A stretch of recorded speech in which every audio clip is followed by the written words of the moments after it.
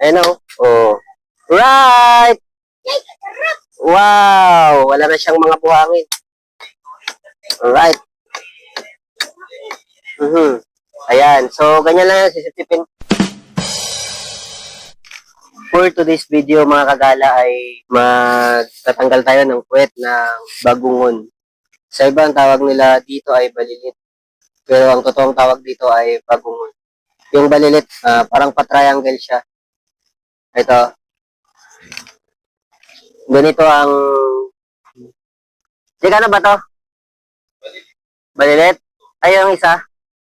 Bagungon. Bagungon. Ito? Bagungon to, bagungon.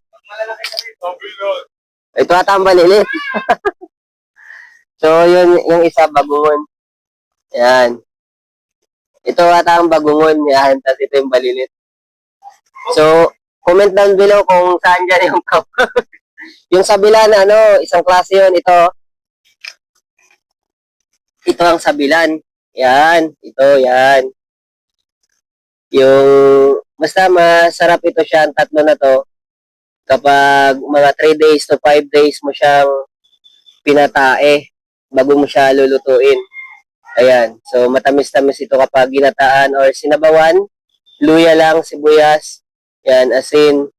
Yan. Tapos yan, Yan. So, sabilan, balilit, bagungon. Ayan.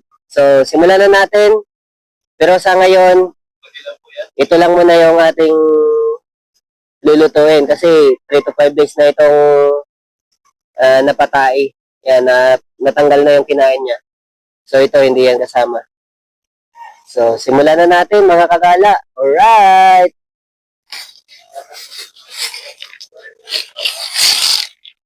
Tayo dyan sa unahan.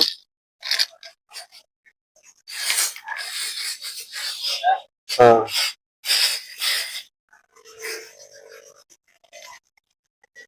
So, kailangan lang natin ng matalas na sandata. Pwedeng itak. Yan. So, ito lang yan, Ingat lang mga kagala. Be careful. Alright. Parang ano man to, Jake? Alright, mabibingo na ito. Sa money house. Sayang. Yun.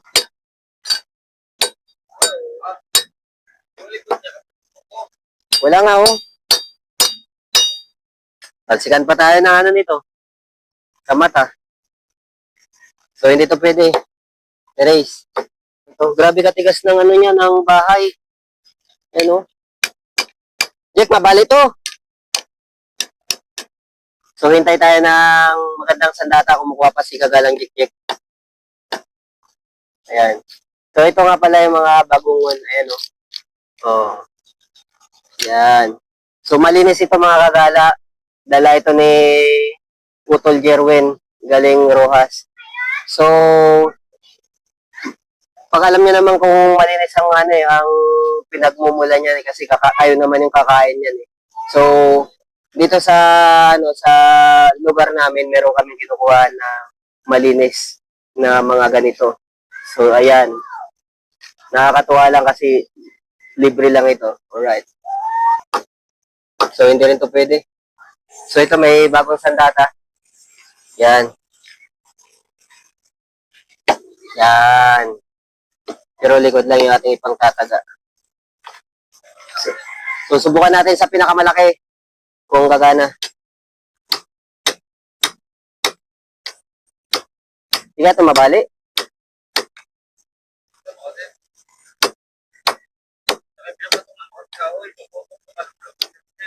Diyan.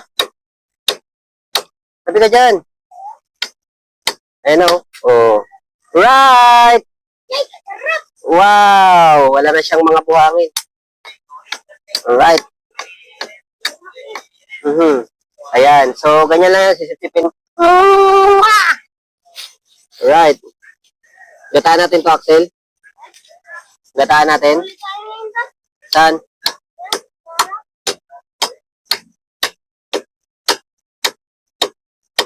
Hmm? So, ganyan lang yan. Ingat lang.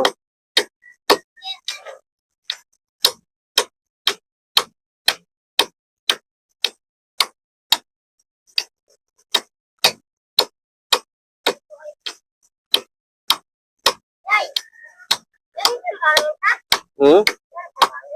Wala na. Ayan. Ayan o, malinis na talaga siya. Wala na siyang buhangin. Sisip-sipin na lang yan. So, bawasan natin ng konti yung dito. Yung kanyang bunganga. Ayan. Sarap. So, ayan. Mas madali na siyang sipsipin. Ayan. So, ita-timelapse na natin itong mga kagala para mabilis lang, ano. Ayan, bye-bye!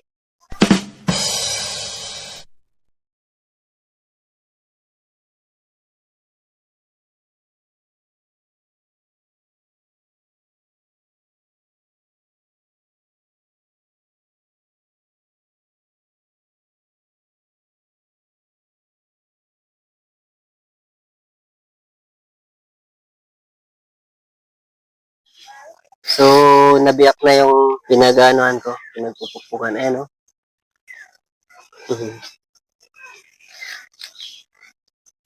Mga kagala, grabe katigas ba nitong isa?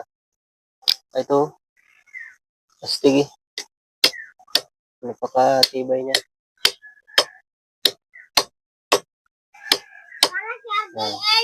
Kaya papahuli ko lang. Ayan. Unahin natin itong mga hindi matibay.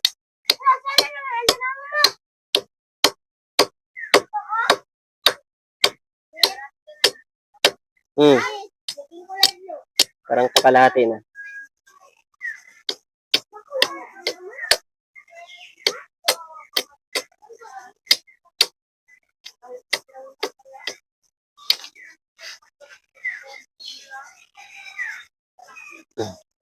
So, medyo marami-rami pa pero tatagaan natin ito hanggang sa matapos natin.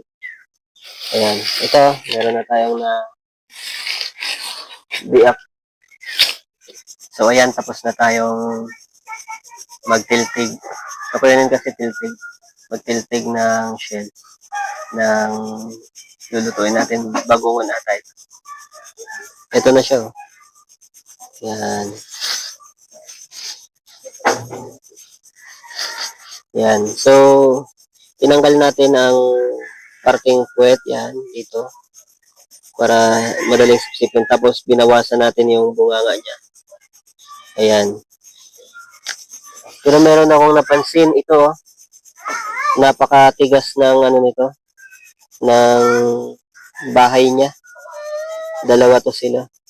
So, hindi talaga kinaya ng pamputol ko. So, papakawalan ko na lang ito. Ayan.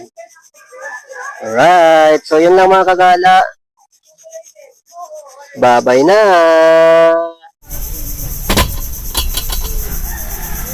So, ito na ang ating bagungon.